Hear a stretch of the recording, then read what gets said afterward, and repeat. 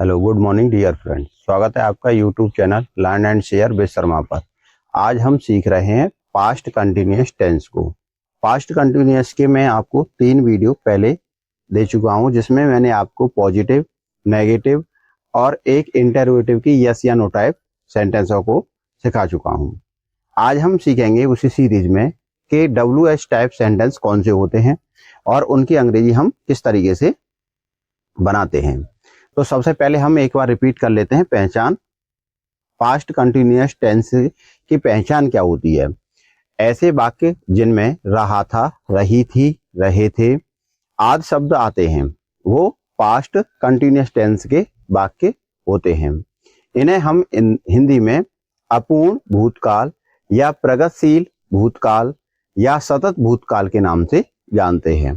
आप past continuous कह सकते हैं, यानी पिछले पास्ट भूतकाल में कोई भी कार्य कंटिन्यूअस जारी रहता है, उस वाक्य को हम पास्ट कंटिन्यूअस टेंस में रखते हैं। WH टाइप कौन से सेंटेंस होते हैं? ऐसे वाक्य जिसमें कोई भी प्रश्नवाचक शब्द प्रयोग किया जाता है, वो WH टाइप सेंटेंस कहलाते हैं। केवल आपको ये याद रखना है कि उसमें सबसे पहले क्या नहीं आ रहा हो।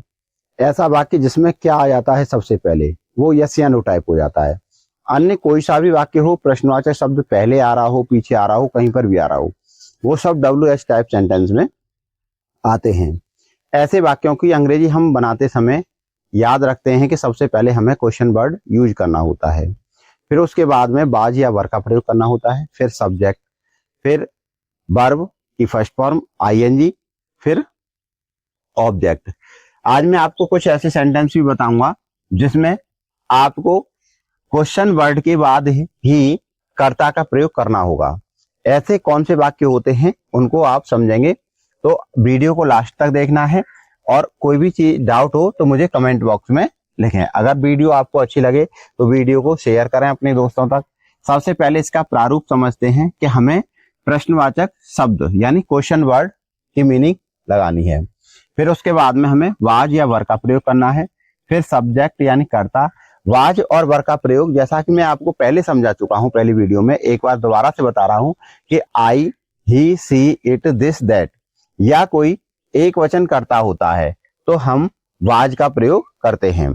अगर we, you, they, these, those या बहुवचन कर्ता होता है तो हम वर का प्रयोग करते हैं। उसके बाद में हमें सब्जेक्ट यानी कर्ता की अंग्रेजी लगा देते हैं, क्रिया की फर्स्ट फॉर्म का प्रयोग करते हैं, फिर उसमें ING जोड़ देंगे, फिर कर्म यानी ऑब्जेक्ट, फिर उसके बाद में जो भी कुछ बचता है ETC, और उसके लास्ट में फिर क्वेश्चन वर्ड का प्रयोग, क्वेश्चन मार्क का प्रयोग करते हैं। आइए कुछ एग्जाम्पलों के थ्रू समझने का प्रयास करेंगे। जैसे फर्स्ट एग्जाम्पल लिखते हैं कि किसान खेत क्यों जोत रहे हैं थे। किसान खेत क्यों जोत रहे थे। तो आपको सबसे पहले सब्जेक्ट के अनुसार तो हमें बाजवर लगाना है, लेकिन इसमें क्वेश्चन वर्ड जो आ रहा है क्यों, सबसे पहले आपको क्वेश्चन वर्ड क्यों की स्पेलिंग लगानी है, वाई, और इसके बाद में हमें वाज या वर का प्रयोग करना है। तो यहां देखिए, किसान खेत क्यों जोत रहे थे, तो यहां वर का प्रयोग होगा। मैंने बाज लगा दी है बेटा, ये वर यानी बहुत से किसान जोत रहे हैं। अगर यहाँ होता कि किसान खेत क्यों जोत रहा था तो एक किसान की बात होती, तो हम वाज का प्रयोग करते, तो द फार्मर, फार्मर्स, और इसके बाद में वर्ब प्लॉ होती है, और प्लॉ में ING लग जाएगी, तो प्लॉइंग क्या जोत रहे थे, खेत, द फील्ड। लास्ट में हमें क्वेश्चन मार्क प्रयोग करना है। इसी तरीके से अगर सेंटेंस क्या वाला आता है लेकिन उसमें सबसे पहले क्या से शुरू नहीं हो रहा हो, जैसे वह कक्षा में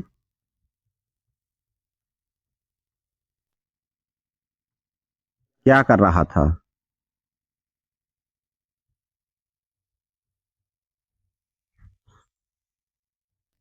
तो सबसे पहले हमें क्या की स्पेलिंग WHET का प्रयोग करना है। इसके बाद वह यानी कोई बॉयज है तो उसके साथ में ही के साथ में हमें वाज का प्रयोग करना होता है।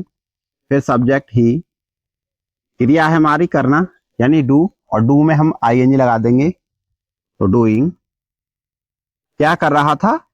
फिर इसके बाद में क्या बचता है, क्लास में, इन द क्लास, लास्ट में क्वेश्चन मार्क। इस तरीके से हमें बनाना है। आगे नेक्स्ट एग्जाम्पल देख रहे हैं। कल तुम कहां जा रहे थे।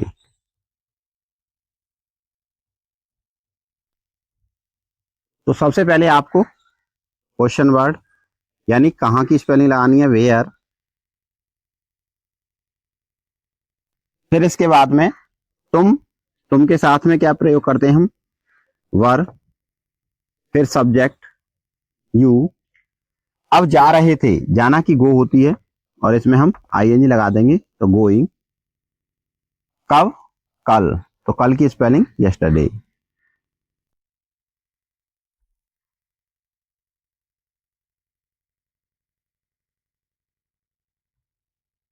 इस तरीके से हम बनाएंगे। अब देखिए मैं आपको एक सेंटेंस ऐसा बता रहा हूं कि जिसमें सब्जेक्ट और क्वेश्चन वर्ड दोनों एक साथ प्रयोग होते हैं।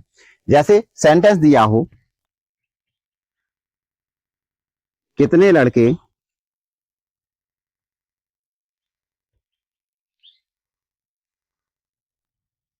क्रिकेट खेल रहे थे।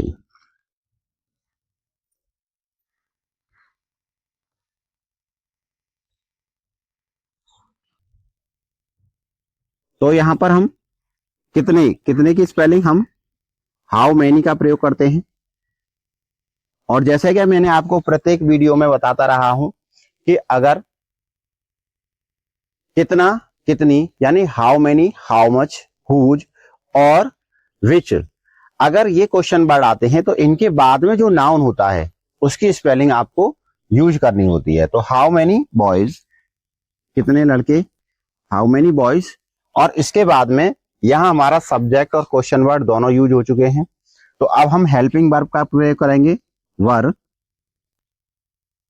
और फिर इसके बाद में क्या है, खेलना क्रिया, प्लेइंग, क्या खेल रहे थे, क्रिकेट। इस तरीके से हम बनाएंगे। अब देखिए एक अन्य सेंटेंस देखते हैं, जैसे कि कौन वाले सेंटेंस आते हैं। जैसे गाना कौन गा रहा था, गाना कौन गा रहा था। तो सबसे पहले हमें कौन की स्पेलिंग लगानी होती है यानी क्वेश्चन वर्ड हु, और हु के साथ जो हु होता है वो क्वेश्चन वर्ड और सब्जेक्ट दोनों का कार्य करता है। तो हु वाज सिंगिंग यानी गा रहे थे, तो सिंगिंग हो जाएगी। सिंगिंग के साथ में हम ING लगा देंगे, सिंगिंग, क्या गा रहे थे, गाना, तो अ सॉन्ग। इस तरीके से हम सेंटेंस को बनाएंगे। जैसा कि मैंने आपको यहां पर बताया कि कितना कितनी के बाद में नाउन का प्रयोग करते हैं।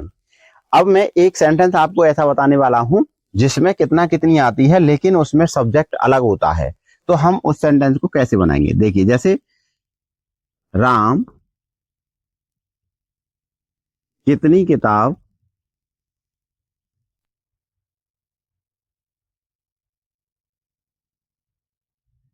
पढ़ रहा था। तो यहां पर कितना की स्पेलिंग क्या लगाएंगे हम, हाउ मैनी, क्योंकि यह काउंटेबल नाउन है, किताबों को हम गिन सकते हैं। और हाउ मैनी के बाद में जो नाउन दे रखा है उसकी स्पेलिंग लाएंगे, हाउ मैनी बुक्स। अब हमारा ये सब्जेक्ट जो राम है करता है वो हमने अभी यूज नहीं किया है। तो यहां पर जैसे हमने हाउ मैनी वाले सेंटेंस में वर का प्रयोग किया था, लेकिन यहाँ हाउ मैनी तो दे रखा है, लेकिन हमें क्या लगाना है, राम के अकॉर्डिंग हेल्पिंग वर्ब का प्रयोग करना है यानी वाज। फिर उसके बाद में सब्जेक्ट राम।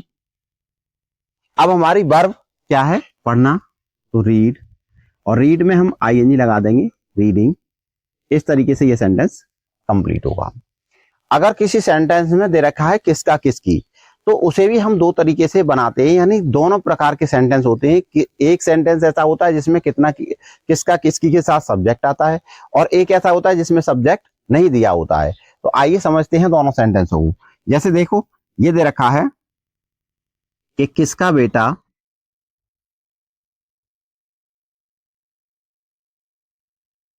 रो रहा था,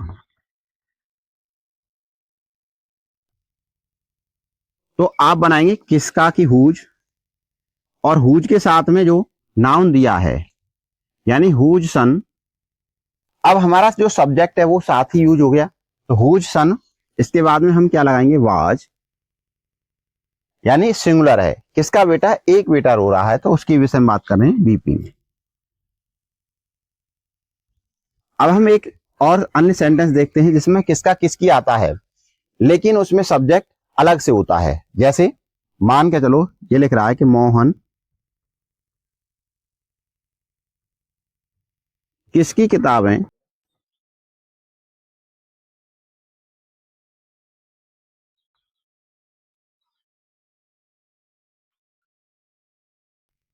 या यहां पर बहुवचन में लिखता हूं मैं, जिससे आपको पता चले, तुम, या मोहन की जगह लिख देते हैं तुम, क्योंकि हमने यहाँ वाज प्रयोग की है, और यहां पर मैं आपको वर का प्रयोग करके दिखाने वाला हूं। तुम किसकी किताब, यहां एक वचन है, ठीक है, तुम किसकी किताब पढ़ रहे थे।